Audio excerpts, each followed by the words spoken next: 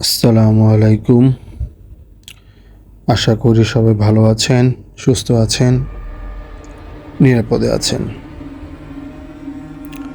আমাদের চ্যানেলের গল্পগুলো বা কাহিনীগুলো কেমন লাগছে আমাদেরকে অবশ্যই আপনারা কমেন্টস করে জানাবেন। আমাদের চ্যানেলটিকে আপনারা সাবস্ক্রাইব অবশ্যই করবেন। গল্পগুলো পুরোপুরি শুনবেন, শেয়ার করবেন, বেল আইকনটি প্রেস করে রাখবেন এবং সর্বোপরি আমাদের সাথে থাকবেন। আর যদি কোনো ভুল ত্রুটি আমাদের হয়ে থাকে অবশ্যই ক্ষমা সুন্দর দৃষ্টিতে দেখবেন। যাই হোক, আমি আমার প্রথম ঘটনায় চলে যাচ্ছি।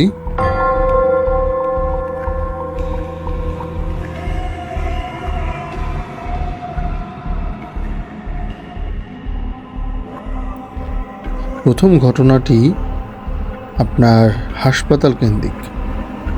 তো যেভাবে আমি শুনেছি আমি সেভাবে আপনাদেরকে শোনার চেষ্টা করব। আমি সোহান। আমার বাবা একজন সরকারি ডাক্তার। উনি বিভিন্ন সময়ে বিভিন্ন জেলা সদরে হাসপাতালে ট্রান্সফার হয়। তো এমনি এক সময় আমি তখন ক্লাস 6-এ পড়ি। তো আমার বাবা নওগাঁর কোনো হসপিটালে ট্রান্সফার হলেন। আসলে হসপিটাল নামটি এখানে উল্লেখ করতে চাইনি এই জন্য। যাই হোক, তো আমরা সেখানে আমাদের ঢাকার থেকে সব কিছু নিয়ে আমরা চলে গেলাম। সেই জায়গায় স্কুলে আমাদের ভর্তি করে দেওয়া হলো। তো কোয়ার্টারটি ছিল এক নদীর পাড়ে। সেখানে আপনার প্রায় 8-10টা বিল্ডিং ছিল। বিল্ডিংগুলো সব 3 তলা করে। প্রত্যেক বিল্ডিংয়ের মাঝে মাঝে রাস্তা। খুব মনোরম পরিবেশ, খুব সুন্দর। নদীর পাড়ে গাছগাছালিতে ভরা। আমার খুব ভালোই লাগলো। তো বাবা হসপিটালে প্রত্যেক দিন যায়। তার ডিউটির আওয়ার শেষ হওয়ার পরে যদি খুব ইমার্জেন্সি হয় তাহলে সে আবার হসপিটালে যায়। হসপিটালটা আমাদের কোয়ার্টারের ভিতরেই ছিল।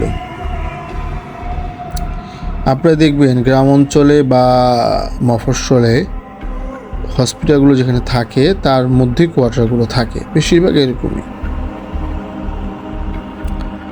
তো যাই হোক, ভালোই চলতেছে। সেই জায়গায় আমাকে স্কুলে ভর্তি করে দেওয়া হলো। তো আমিও প্রায় হসপিটালে আসা যাওয়া করতাম, যেহেতু আমাকে সবাই চিনে। মাঝে মধ্যে অনেকক্ষণ সেই জায়গায় ঘোরাঘুরি করতাম, বিভিন্ন পেশেন্টদের দেখতাম।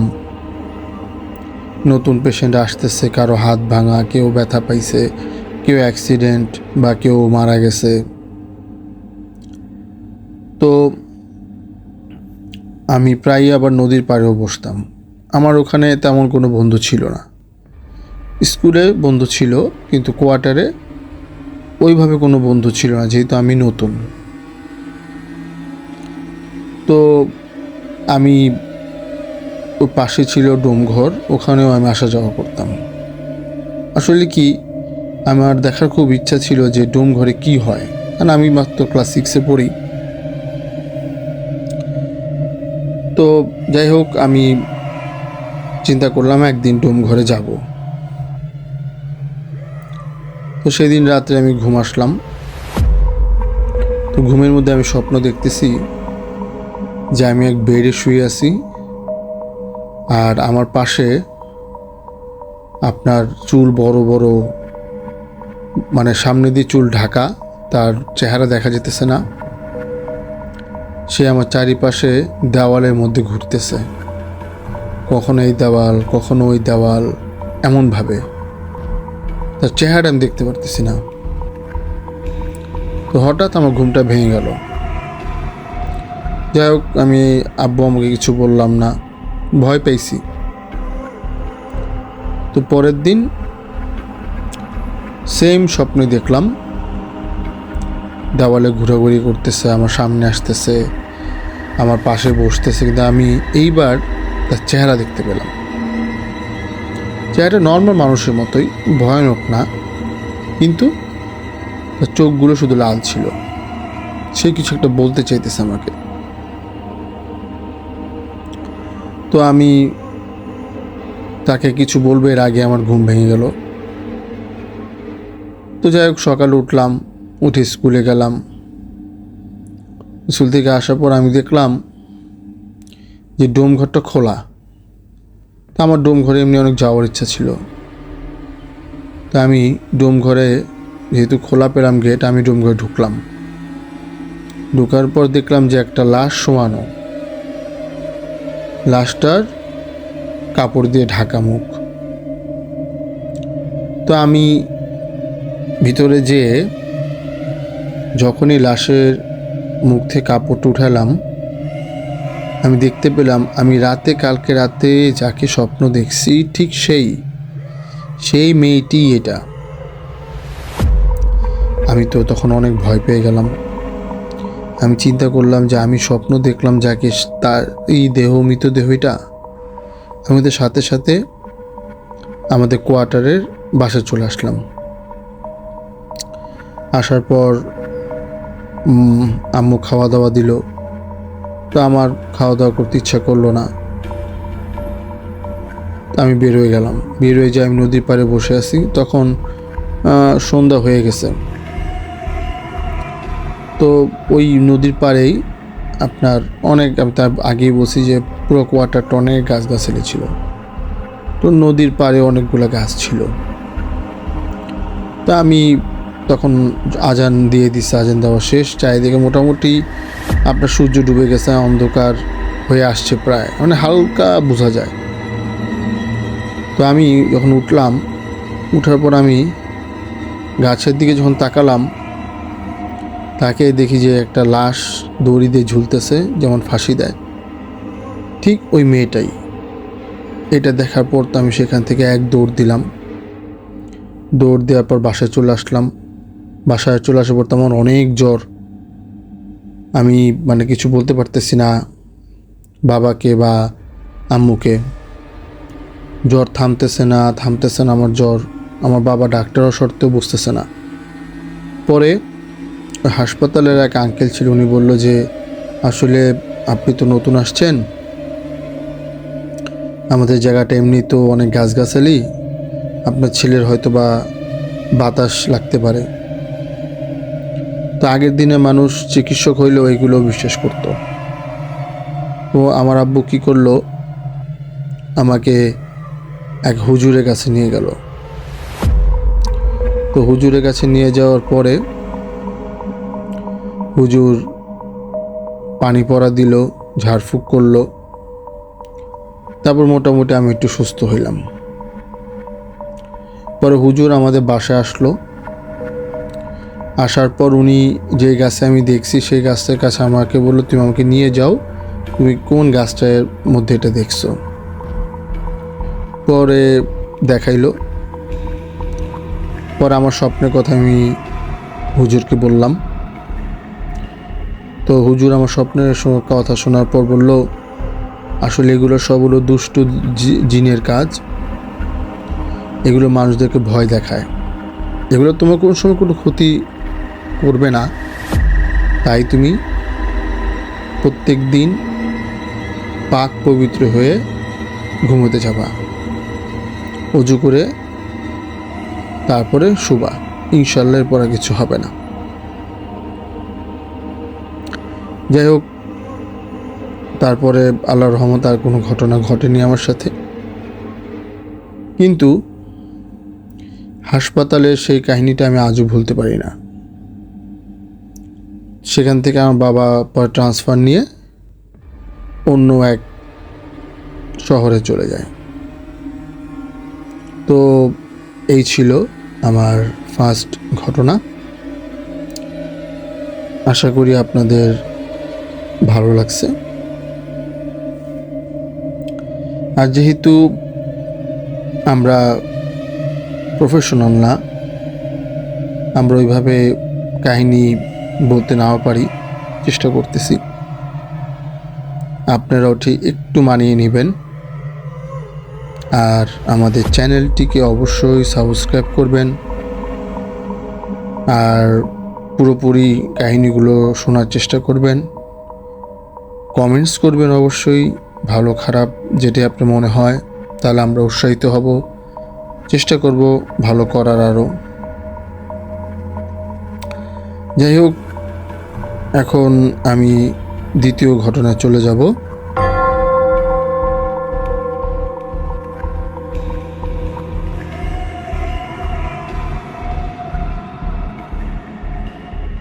দ্বিতীয় ঘটনাটি হলো আপনার একটা কবরকে নিয়ে। তো যেভাবে আমি কাহিনীটি সংগ্রহ করেছি সেভাবে বলবো ইনশাল্লাহ। তো আমি তখন কলেজে পড়ি, ফার্স্ট ইয়ার। তো কলেজের পাশেই খেলার মাঠ ছিল। তো আমরা কয়েক বন্ধু মিলে চিন্তা করলাম আজকে ক্রিকেট খেলবো। তো ক্রিকেট খেলতে খেলতে প্রায় সন্ধ্যা হয়ে গেল। তখন বলটা একটা কবরের ভিতরে গিয়ে পড়লো,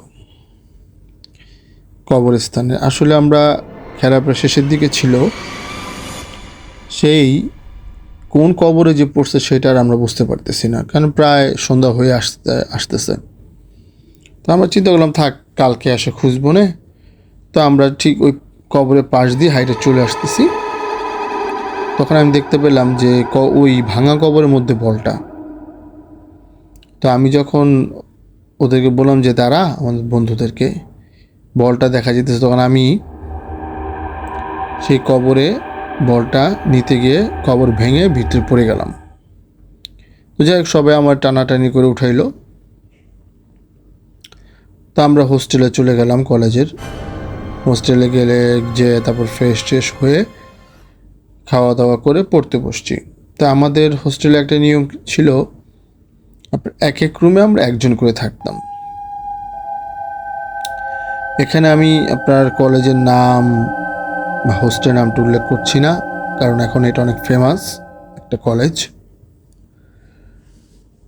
যাই হোক, তো তখন প্রায় 12টা হয়ে গেছে, পড়তেছি।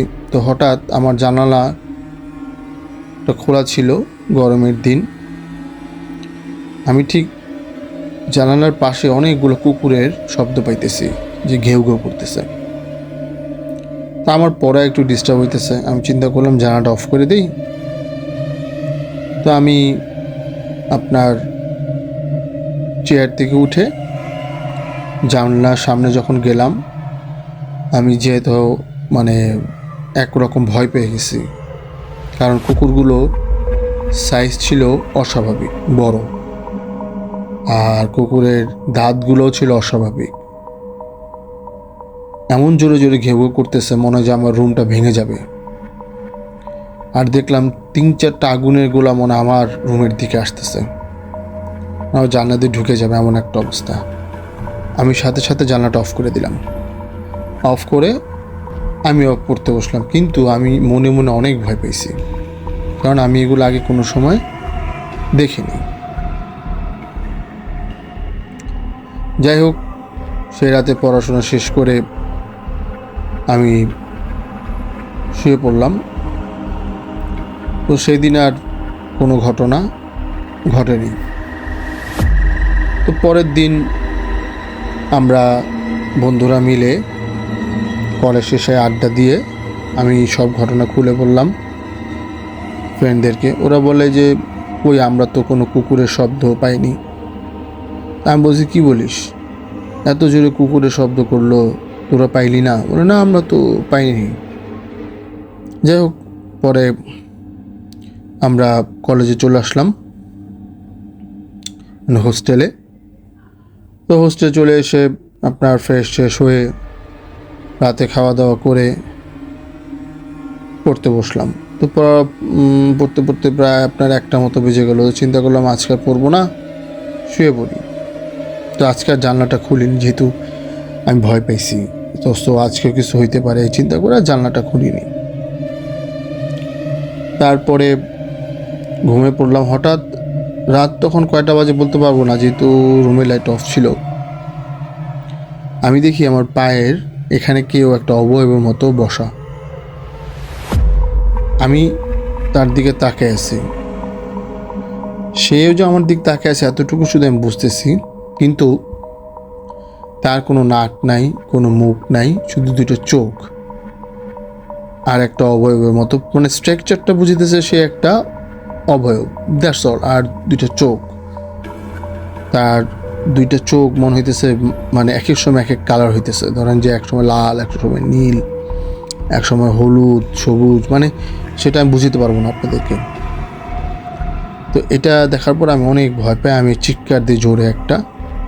তো আমার পাশে যে ফ্রেন্ড ছিল ও আবার শুনতে পায়, ও তাড়াতাড়ি এসে আমার রুমে ঢুকে দেখে যে আমি মানে কথাবার্তা কিছু বলতে পারতেছি না, শুধু তাকায় রয়েছি। তো আমারও অনেক চেষ্টা করে কী হয়েছে জিজ্ঞেস করতেছে বারবার। আমি বলতে পারতেছি না, মানে আমি থান্ডার্ড হয়ে গেছি, এমন একটা অবস্থা। পরে একটু রিল্যাক্স হওয়ার পর আমি ওদেরকে বললাম যে দেখ, এই আজকে আমার সাথে ঘটছে, এখানে একটা অবয়ব মতো বসা ছিল। তো ওরা বললো যে এখানে অবয়ব কোত্থেকে আসবে, সবাই তো এখানে সবার রুমে পড়তেছে, সবাই যাক না, সামনে পরীক্ষা, আর গরমের সময় ছিল, সবাই দরজা খোলাই রাখতো। যাই হোক, এরকম 2টাই আপনার ঘটনা ঘটলো। ঘটনা ঘটার পরে আমি অনেকটা আপনার মানে ভেঙে পড়লাম, কারণ আমার ঘুম হইতেছে না রাতে, বারবার মাথায় ওই চিন্তা আসতেছে। আমি স্যারকে বললাম, স্যার আমি বাড়ি চলে যাব। তো স্যার বললো যে ঠিক আছে, কিন্তু তাড়াতাড়ি আসতে হবে, পরীক্ষা তোমার। তো স্যারকে আমি কিছু বলিনি। তো আমি বাড়ি চলে গেলাম। বাড়ি চলে যাওয়ার পর তো আমার ঠিক ওই আপনার আগের মতো অবস্থা, ঘুম আসলে আমি আপনার তখন তো স্বপ্ন তার আসা শুরু করলো, আমাকে ভয় দেখায়, হ্যাঁ, বিভিন্নভাবে। তো আমি প্রায় চিৎকার দিয়ে উঠি, আমার মা জিজ্ঞেস করে কি হয়েছে। এরকম 2-1 দিন যাওয়ার পরে আমি কবরে যে পড়ে গেছিলাম সেটা বললাম, প্লাস কুকুরগুলোর কথা, সে যে অবয়বটা ছিল তার কথা বললাম। পরে আমার আব্বা মা সাথে সাথে আমাকে পার্শ্ববর্তী যে আমাদের মসজিদ, সেই মসজিদে ইমাম সাহেবের কাছে নিয়ে গেল। তো ইমাম সাহেব সব ঘটনা শোনার পরে উনি বলল যে ওই যে ও যে কবরে পড়ে গেছিলো, তখন তো ভর সন্ধ্যা ছিল, ওর সাথে একটা জিনিস চলে আসছে, এখন ওর সাথে এটা আছে, যার জন্য ওকেও বিভিন্ন রূপে দেখা দেয়। তো এখন আমার আব্বু আম্মু জিজ্ঞেস করলো যে এখন তাহলে কী করতে হবে। তো হুজুর বললো যে আমি পানি পড়া দিতেছি, তাবিজ দিয়ে দিতেছি, কিন্তু আপনারা একটা জিনিস খেয়াল রাখবেন, যাতেও রাতে বের না হয়ে যায়। অমাবস্যার রাত সামনে আসতেছে, এই রাত যদি কেটে যায় তাহলে আর কোনো ভয় নেই। ঠিক আছে, তো এইভাবে চললো। এদিকে তো পরীক্ষাও চলে আসছে কাছাকাছি। তো যাই হোক, অমাবস্যার রাতও কেটে গেল, আল্লাহর রহমতে আর কিছু হয়নি। তারপরে আমি কলেজে চলে গেলাম, পরীক্ষা দিলাম, তারপর আবার বাসায় আসলাম। আল্লাহর রহমতে আমি এখন অনেক সুস্থ আছি। সবাই আমার জন্য দোয়া করবেন। এইভাবেই গল্পটা, মানে কাহিনীটা শেষ হয়েছে। তো আশা করি 2টা কাহিনী আপনাদের ভালো লাগছে। আর ঘটনাগুলো যে অনেক ভয়ানক হতে হবে তাও না, আবার যার সাথে ঘটে সে বুঝে যে কতটুকু ভয়ানক। যাই হোক, এখন আমাদের চ্যানেলটি আপনারা অবশ্যই সাবস্ক্রাইব করবেন, অবশ্যই বেল আইকনটি প্রেস করে দিবেন, লাইক করবেন, শেয়ার করবেন। আমাদের ইমেল অ্যাড্রেসটি হলো bhutghonta@gmail.com। স্পেলিংটি হলো BHOOT ভূত GHONTA ঘন্টা@gmail.com। আর সর্বোপরি আমাদের পাশে থাকবেন, আমাদের উৎসাহ যোগাবেন আশা করি। আর ভুল ত্রুটি হলে অবশ্যই খবর সুন্দর দৃষ্টিতে দেখবেন। আর সবাই সবার যত্ন নেবেন। ভালো থাকবেন। আসসালামু আলাইকুম।